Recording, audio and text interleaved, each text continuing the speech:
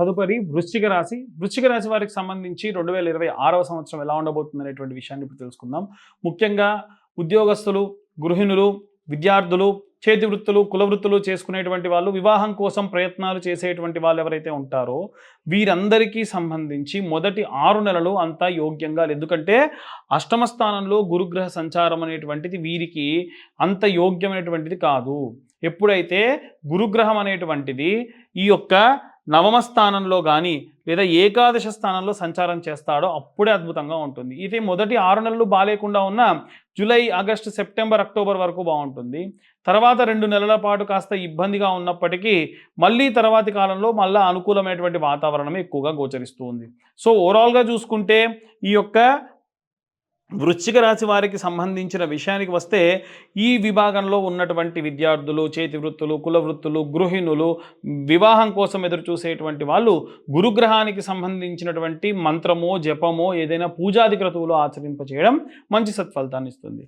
అలాగే తృతీయ స్థానంలో సూర్యుడు, బుధుడు, శుక్రుడు, కుజుడు సంచారం చేయడం వలన సూర్యుడు, బుధుడు వీరిద్దరూ కూడా ఏంటంటే ముఖ్యంగా సూర్యగ్రహాన్ని మనం తీసుకుంటే ప్రభుత్వ ఉద్యోగస్తులు, కేంద్ర ప్రభుత్వ ఉద్యోగస్తులు, ఏవైనా సరే దూర ప్రాంతాలకు వెళ్ళి నివసించాలి అనుకునేటువంటి వాళ్ళందరికీ కూడా మొదటి 2 నెలలు యోగ్యంగా ఉంటుంది. సంక్రాంతి తర్వాతి కాలంలో వచ్చేటువంటి నెలన్నర పాటు అనుకోండి.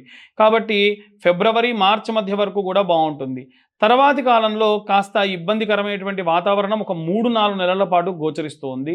తర్వాతకు మళ్ళీ అనుకూలమైనటువంటి కాలం ఎప్పుడంటే 6వ స్థానంలోకి సూర్యుడు సంచారం చేయడము, తర్వాతకి మళ్ళీ 10వ స్థానంలో సంచారం చేయడం, 11వ స్థానంలో సంచారం చేయడం, ఇవన్నీ కూడా మళ్ళీ సంవత్సరం ఆఖరిలో జరిగేటువంటి విషయములు. కాబట్టి ఓవరాల్గా చెప్పాలి అంటే ఈ యొక్క సూర్యగ్రహ అనుకూలమైనటువంటి వాతావరణం వీరికి ఒక 5 నెలల పాటు ఈ సంవత్సరంలో గోచరంలో ఉంది. అలాగే ఈ యొక్క బుధగ్రహం అనేటువంటిది కూడా తృతీయ స్థానంలో సంచారం చేయడం వలన 3 నెలలు ఈ ఎటువంటి నూతన వ్యాపారాలు ప్రారంభించకుండా ఉంటే మంచిది. ఏప్రిల్ తర్వాతి కాలం నుండి ప్రతి నెలన్నరకు కూడా వీరికి వ్యాపారంలో దినదినాభివృద్ధి చెందుతూ ఉంటారు. అద్భుతమైనటువంటి కాలం గోచరిస్తూ ఉంది. అలాగే ఎవరైతే ఈ యొక్క సినీ రంగంలో, మీడియా రంగంలో ఉన్నటువంటి వాళ్ళు ఉన్నారో వారికి కూడా 3వ స్థానం అనుకూలంగా ఉంటుంది. ఆల్మోస్ట్ వీళ్ళకి జనవరి నుండి ప్రారంభిస్తే నవంబర్ వరకు కూడా అద్భుతమైనటువంటి కాలం. కానీ చతుర్థ స్థానంలో ఉన్న రాహువు ఎలా అంటే మంచి చెడుగా, చెడు మంచిగా చూపించడము, ఇబ్బంది పెట్టకూడని వాళ్ళని ఇబ్బంది మనమే పెట్టడము, మన సొంత కంటిని మన చేతితోనే పొడిపించుకునేట్టుగా చేస్తాడు. కాబట్టి ఎవరైతే మీడియా సైడ్ ఉన్నటువంటి వాళ్ళు, అలాగే సినిమా రంగంలో ఉన్నటువంటి వాళ్ళు, ఫార్మా ఇండస్ట్రీలో ఉన్నటువంటి వాళ్ళు లేనిపోని మాటలు వినడము, ఎవరైనా సరే అక్కర్లేని వ్యక్తులతోని సంబంధాలు పెట్టుకోవడము, ఇబ్బందులు పడడం లాంటివి చేయకుండా ఉంటే మంచి యోగ్యంగా ముందుకు వెళ్తూ ఉంటారు. అలాగే ఎవరైతే ఇప్పుడు మనం శుక్రుడికి సంబంధించి చెప్పినప్పుడు మనకు పనికి సంబంధించి చెబుతున్నాం తప్ప ధన రూపేణా కానీ, కీర్తి రూపేణా కానీ ఎక్కడా చెప్పట్ల. కాబట్టి ఈ ధనము, కీర్తి ఇవన్నీ కూడా ఏంటంటే కర్మఫలదాత శనికి సంబంధించి అన్నమాట. ఈయన మనకు 4వ స్థానంలో సంచారం చేస్తూ ఉన్నాడు. శని ఎప్పుడూ కూడా 3, 6, 11 స్థానాల్లో మాత్రమే యోగ్యంగా ఉంటాడు. ఈ సంవత్సరం అంతా శని మనకు 4వ స్థానంలోనే సంచారం చేస్తున్నాడు కాబట్టి అంత యోగ్యంగా ఉండకపోవచ్చు. కానీ శని ఎప్పుడు కూడా ఏం చేస్తాడంటే కర్మఫలదాత, పీడోపశాంతి, ప్రాణాన్ని విసిగిస్తాడు. అంటే డబ్బు పరంగా ఇబ్బంది పెడతాడని కాదండి. డబ్బు వచ్చినా ఆ డబ్బుని హాస్పిటల్కి ఖర్చు పెట్టించడం కానీ, డబ్బు వచ్చినా ఏదైనా వాహనము రిపేర్ అయ్యి దానికి ఖర్చు పెట్టడం కానీ, ఇల్లు కొనాలి లేదా ఇంటికి రిపేరింగ్ చేయించాలి అని చెప్పి దానికి ఖర్చు పెట్టడం, ఈ విధంగా మనము పెట్టకూడనటువంటి ఖర్చు, అనవసరమైన ఖర్చుకు దారి తీసే విధంగా ముందుకు వెళ్తూ ఉంటాడు. అలాగే వృద్ధాప్యంలో ఉన్నటువంటి వాళ్ళకు కూడా ఏంటంటే బాగా విసిగిస్తారనమాట. వాళ్ళకు మందులు సరిగ్గా ఇవ్వకపోవడం, లైన్లలో ఎక్కువసేపు నిలబెట్టడము, ఇలాంటి ఇబ్బందులు. అంటే వాస్తవానికి వాళ్ళు ఆరోగ్యంగా ఉంటారు. ఆరోగ్యానికి సంబంధించి ఏవైనా చేయాలని వెళ్తే ఇంకా ఆరోగ్యాన్ని చెడగొట్టుకుంటారు. ఇలాంటి పరిస్థితులు ఈ సంవత్సరంలో ఈ రాశి వాళ్ళకి ఎక్కువగా గోచరిస్తూ ఉంది. ఓవరాల్గా ఇవన్నీ కూడా మనం గోచార రీత్యా చెబుతున్నటువంటి విషయములే. డీటెయిల్గా జాతకం కావాలనుకున్న వాళ్ళు మీ పేరు, మీ date of birth, time, place ఉంటే కింద ఉన్న నెంబర్కి వాట్సాప్ చేయండి. డీటెయిల్గా జాతకం 60-70 పేజీల్లో మీకు ఇవ్వడం జరుగుతుంది. 2511 రూపాయలు ఛార్జ్ చేయడం జరుగుతుంది. అలాగే అందరూ కూడా ఎలాంటి రెమెడీస్ తీసుకోవాలి, ఏ మంత్రం చదవాలి అనేటువంటి విషయాన్ని ఇప్పుడు మనం తెలుసుకుందాం. ఇప్పటి వరకు ఈ రాశిలో వారికి ప్రథమార్థం, ద్వితీయార్థంలో ఎలా ఉంటుంది అనేటువంటి విషయాన్ని తెలుసుకుందాం. మనము ఈ 2026 సంవత్సరంలో విద్యార్థి దశలో ఉన్నటువంటి వాళ్ళు చేయాల్సినటువంటి రెమెడీ గురించి చెప్తాను. ఒకటి, మేధా దక్షిణామూర్తి స్తోత్రం నిత్యం ఉదయం రాత్రి సమయంలో లేదా ఉదయం సాయంత్ర సమయంలో విన్న మాత్రం చేత, నిత్యము కూడా విన్న మాత్రం చేత మనకు విపరీతమైనటువంటి కాన్సంట్రేషన్ పవర్ పెరుగుతుంది. అలాగే విద్యార్థి దశలో ఉన్నటువంటి పిల్లల గురించి ఎస్పెషల్గా చెప్తున్నానండి. ఒక ఆవు నెయ్యి దీపం మీ ఇంట్లో ఉన్నటువంటి ఒక కార్నర్కి ఇలా ఉన్నటువంటి కార్నర్కి పెట్టేసి లైట్స్ అన్నీ ఆఫ్ చేసి ఆ దీపాన్ని అలాగే చూడండి. దీని వలన కాన్సంట్రేషన్ పెరుగుతుంది, ఐ సైట్ కూడా తగ్గుతుంది. అంటే బోర్డు మీద చూసేటువంటివన్నీ కూడా కాస్త మసకగా కనిపిస్తున్నటువంటి ఆ యొక్క లెన్స్ క్లీన్ చేసినట్టుగా అవుతుందన్నమాట. అలాగే మీరు చదువుకునే క్రమంలో మంచి వాసన వచ్చేటువంటి అగరబత్తీలు, మీకు ఎటువంటి డిస్టర్బెన్స్ లేకుండా వచ్చేటువంటి అగరబత్తీలు వెలిగించుకొని ఓం వాగ్దేవ్యై నమః, ఓం వీణావాణియే నమః అని ఒక 11 మార్లు శ్రద్ధగా శుభ్రంగా స్నానం చేసి మంచి లైట్ కలర్ వస్త్రాలు వేసుకొని ఈ 11 సార్లు ఓం వాగ్దేవ్యై నమః, వీణావాణ్యే నమః అని చెప్పి తర్వాతకి మీరు ప్రారంభించండి. మీకే తెలవని ఒక డివినిటీ వస్తుంది. అంటే చదివేటువంటి చదువు పైన మంచి భక్తి కలుగుతుంది. దీనివలన శ్రద్ధగా చదువు మనకు ఎక్కుతుంది. దానివల్ల ఎగ్జామ్స్ బాగా రాస్తాము. నెలలో ఒక్కసారన్నా సరే మీ పేరెంట్స్ని అడిగో ఏదో ఒకటి చేసి ఉలవలతో చేసినటువంటి చారుని తినండి. ఎందుకంటే కేతుగ్రహానికి సంబంధించిన ధాన్యం ఏదైతే ఉందో అది ఉలవలు. కాబట్టి మనం ఇప్పటివరకు ప్రస్తావన చేయలే కేతుగ్రహం గురించి. ఎందుకంటే కేతు జ్ఞానపీడోపశాంతయే, కేతు అరిష్టేతు సుసంప్రాప్తే, కేతు పూజాంచ కారయేత్, కేతు ధ్యానం ప్రవక్ష్యామి జ్ఞానపీడోపశాంతయే. మతిమరుపు ఎక్కువగా కలిగిస్తాడు. కాబట్టి మతిమరుపు రాకుండా అంటే నెలలో ఒక్కసారన్నా ఇంటిల్లిపాది ఏం చేయాలి? ఉలవ చారు తినాలి. మన తెలుగునాట ఉన్నటువంటి సాంప్రదాయం ఉలవచారు. అది చాలామంది గుగ్గిళ్ళు గుర్రాలకు పెడతారు, మనకు కదంటారు. తప్పండి. రోజూ తింటే వేడి, నెలలో ఒక్కసారి తింటే చాలా మంచిది, మతిమరుపు రాకుండా ఉంటుంది. ఇవి విద్యార్థి దశలో ఉన్న వాళ్ళు పాటించాల్సినటువంటిది. గృహిణులందరూ కూడా ప్రతి శుక్రవారము చిన్న గౌరమ్మని చేసుకొని మనకు దుర్గా కవచం కానీ లేదా కనకదార స్తోత్రం కానీ చదువుతూ కుంకుమార్చన చేయండి. వారం రోజులు అదే కుంకుమ బొట్టుగా పెట్టుకోండి. లేదు మీకు వ్యాపార సంబంధితమైనటువంటి వాళ్ళు ఇంట్లో ఉన్నారనుకోండి, కుబేర కుంకుమ అని ఉంటుంది. ఆ కుబేర కుంకుమను కనుక మీరు కుంకుమార్చన చేసి రోజు ఆ కుంకుమ పెట్టుకోవడం వలన విశేషమైన వ్యాపారాభివృద్ధి కలుగుతుంది. అలాగే నిత్యము 2 పూటల దీపారాధన చేయండి. చాలామంది ఇళ్లలో పని ఒత్తిడి వలన దీపారాధన చేయటం లేదు. ఆఫీస్ నుంచి లేటుకు వస్తే సరే అప్పుడైనా సరే చేయండి. ఇంకా చెప్పాలనంటే మీ వారు ఉంటే మీ వారి చేత్తో చేయించండి. ఎందుకనంటే ఇంట్లో ఉన్నటువంటి భర్తనే పూజ చేయాలి. భార్య ఏ పూజ చేయకున్నా పర్వాలేదు, కానీ భర్తతో మీరు చేయించండి దీపారాధన. కనీసం దీపారాధన చేయించండి.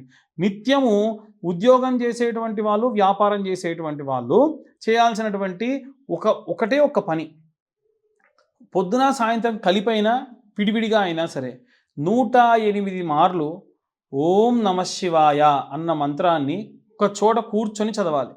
మహా అయితే 2 నుంచి 3 నిమిషాలు కూడా పట్టదు. అంతే కదండి. కాన్సన్ట్రేషన్గా చదివితే మీకు తెలవని ఆరా పెరుగుతుంది. అలాగే సాయంత్ర సమయంలో ఇంకా వీలైతే ఓం నమో భగవతే వాసుదేవాయ, లేదు ఓం నమో నారాయణాయ, ఇలాంటి మంత్రం విశేషంగా ఆరా పెరగాలి అనంటే ఏదో ఒక చాంటింగ్ చేయాలి. మనం ఎప్పుడు మన లోపల మాట్లాడుకోవాలి. ఆ సమయంలో వేరేవి ఏవి ఆలోచించకూడదు. ఇలాంటివి చేయడం వలన కాన్సన్ట్రేషన్ పెరుగుతుంది.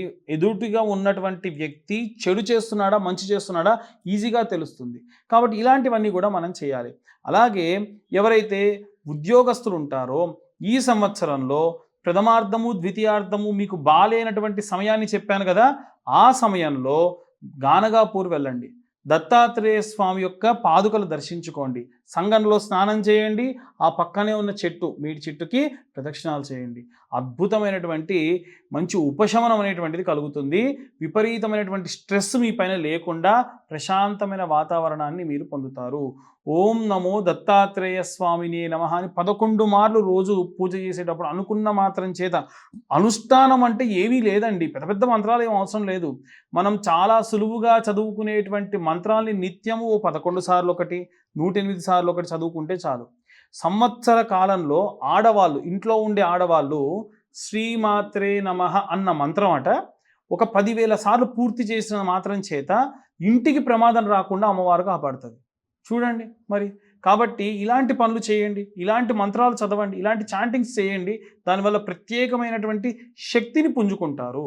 అలాగే ఎవరైతే వ్యాపారం చేస్తూ ఉన్నారో బుధవారం పౌర్ణమి వచ్చిన నాడు ఎక్కడైనా వెంకటేశ్వర స్వామి ఆలయంలో భోగం చేయించండి. భోగం అంటే వేరే అనుకోకండి. భోగము అనంటే చింతపండుతో చేసేటువంటి పులిహోరని భోగము అంటారు. అలా చింతపండుతో తయారు చేసిన పులిహోరని స్వామివారికి ఎక్కువ మొత్తంలో నివేదన చేయించి మీ చేత్తో పంచండి. ఇలా చేయడం వలన వ్యాపారస్తులందరికీ కూడా అద్భుతంగా ఉంటారు. వ్యాపారానికి అధిపతి బుధుడు, బుధుడు నపుంసకత్వానికి కారకుడు. కాబట్టి ఎవరైనా హెజ్రాలుంటే ఆ హెజ్రాకి పౌర్ణమి రోజు బుధవారం వచ్చినప్పుడు ఆకుపచ్చ వర్ణంలో ఉన్నటువంటి తులసిమాల, ఒక ఆకుపచ్చ వర్ణంలో ఉన్న చీర, అలాగే ఆకుపచ్చ వర్ణంలో ఉన్నటువంటి గాజులు పెట్టి ఎంతో కొంత దక్షిణించి కాళ్ళకు దండం పెట్టండి. ఇంకా వీలైతే హారతి కూడా ఇవ్వండి. అదేంటండి అనంటే అవును, ఖచ్చితంగా ఈ యొక్క నపుంసకత్వులు ఎవరైతే ఉంటారో, హెజ్జాలు ఉంటారో వారికి ఇలా చేయడం వలన విశేషంగా వాళ్ళ యొక్క జాతకంలో ఉన్నటువంటి బుధగ్రహ సంభావిత దోషములు పోతే వాళ్ళకేమీ కాదు. ఎందుకంటే వాళ్ళకు ఉన్నటువంటి శాపమే ఉన్నటువంటి దోషం, అంతకు మించిన దోషం ఇంకేది ఉండదు. శని సంబంధిత ఇబ్బందులతో ఉన్న ధనుసు రాశి వాళ్ళు కానీ, ఈ యొక్క సింహరాశి వాళ్ళు కానీ, అలాగే ఏలిననాటి శని ప్రభావం వల్ల ఇబ్బంది పడుతున్నటువంటి మీనరాశి వాళ్ళు కానీ, అలాగే మేషరాశి వాళ్ళు కానీ విశేషంగా వీరే కాదండి, అందరూ ఎవరికైతే శని మహర్దశ నడుస్తుంది, శని వారి జాతకంలో చండాల యోగంలో ఉన్నాడు అనుకోండి, అప్పుడు ఏం చేస్తారు? కాబట్టి ఈ సంవత్సరంలో ఎప్పుడైతే శని త్రయోదశి వస్తుందో ఆ శని త్రయోదశి నాడు విశేషంగా మీరు అంటే ఎన్నిసార్లు శని త్రయోదశి వస్తే అన్నిసార్లు తైలాభిషేకము తిలాహోమము చేయించండి. నేనేం చేస్తున్నానంటే సంవత్సరంలో ఎన్నిసార్లు శని త్రయోదశి వస్తే అన్నిసార్లు మీ పేరు మీద తైలాభిషేకము తిలాహోమము చేయిస్తా. ఆసక్తి గలవారు ఎవరైనా సరే ఒక్కసారి డబ్బులు కడితే చాలు, సంవత్సరంలో ఎన్నిసార్లు వస్తే అన్నిసార్లు స్వయంగా నేనే దగ్గరుండి చేయిస్తా. మీరు కూడా వచ్చి ఆ యొక్క హోమంలో పూజలో పార్టిసిపేట్ కూడా చేయొచ్చు. అలాగే వివాహం కానటువంటి అమ్మాయిలు అబ్బాయిల కోసం ప్రతి నెల ఆఖరి వారంలో విశేషంగా కన్యావర పాశుపత హోమాలు చేస్తున్నామండి. ఎందుకంటే చాలామంది పిల్లలు రకరకాల కారణాల చేత వివాహం చేసుకోవట్లేదు, ఇంకో రకంగా వివాహాలు ఆలస్యం అవుతూ ఉన్నాయి, ఏజ్ ఎక్కువైపోతుంది. అలాంటి వారి కోసం శివుడికి చక్కెరతో అభిషేకం చేసి తర్వాత హోమం చేయడం జరుగుతుంది. ఇవి ప్రతి నెల కూడా ఎవరికి వారికి సపరేట్గా హోమము, అభిషేకము, పూజాది క్రతువులు చేస్తూ ఉన్నాం. ఆసక్తి గలవారు దాని గురించి కూడా కింద ఉన్న నెంబర్కు కాంటాక్ట్ చేయొచ్చు.